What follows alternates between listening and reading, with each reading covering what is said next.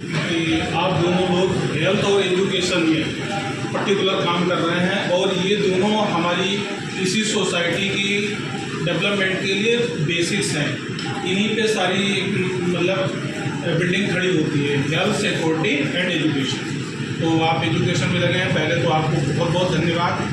मतलब जब भी हम आपको मिले थे पहली बार और हमने आपका वो सब सेंटर जो मिनी इस्लामनगर वाला देखे, डेफिनेट हमें बहुत अच्छा लगा था कि आपने उस एरिया में जहाँ पर लोग शिक्षा से वंचित हैं, कंजर्वेटिव सोच है, उसमें हेल्थ एजुकेशन का काम किया और साथ ही साथ आपने हमारे हेल्थ के प्रोग्राम्स में सपोर्ट किया।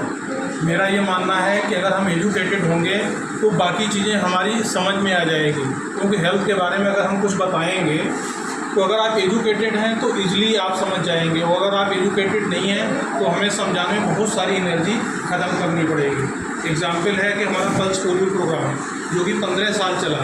अगर हमारी पब्लिक एजुकेटेड होती तो शायद हम इसको हार्डली 5 साल में ख़त्म कर सकते थे, क्योंकि उस समय पोलियो प्रोग्राम में हुआ था कि इस धर्म में इस जाति के लोग पोलियो की दवाई पीने से मना करते हैं, तो उनका पर्टिकुलर ग्रुप बनाया गया।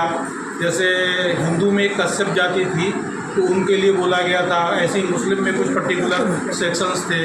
तो हम लोगों को बड़ी मेहनत करनी पड़ती है। तो आप अगर एजुकेशन में अच्छा काम करेंगे तो डेफिनेट है कि हमारी सोसाइटी के लिए बहुत अच्छा होगा।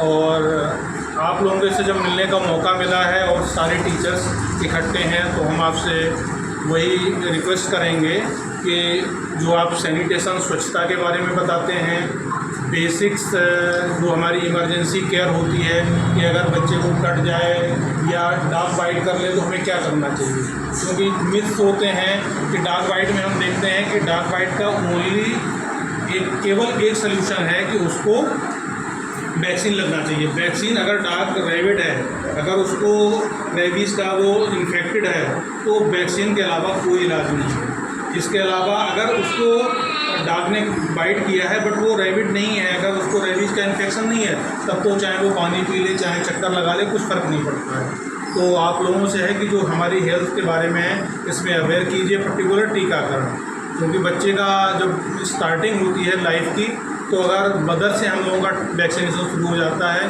जो माँ को टीके लगते हैं तो बच्चे को गर्भाशय में प्रोटेक्ट करते हैं, मदर को प्रोटेक्ट करते हैं। उसके बाद जब बच्चा हमारी दुनिया में आता है तो उसके जन्म से लेके 2 साल तक के टीके बड़े इंपॉर्टेंट हैं। अगर वो सारे टीके ले लेता है तो वो बहुत गंभीर बीमारियों से बचा जा सकता है।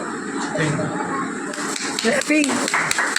आज आपको सर ने बहुत जानकारी दी और मुझे उम्मीद ही नहीं बल्कि पूरा विश्वास है कि अगर हर आप में से एक आदमी अपने मोहल्ले को ये जानकारी देगा तभी ये अवेयरनेस फैलेगी, क्योंकि आज भी महिलाएं जो हैं वो बहुत ज़्यादा अशिक्षित है और उनके साथ टीकाकरण के लिए बड़ी मेहनत करना पड़ती है, घर से निकाल कर लाना पड़ता है, उस पर भी रास्ते में गायब हो जाते हैं। Thank you sir.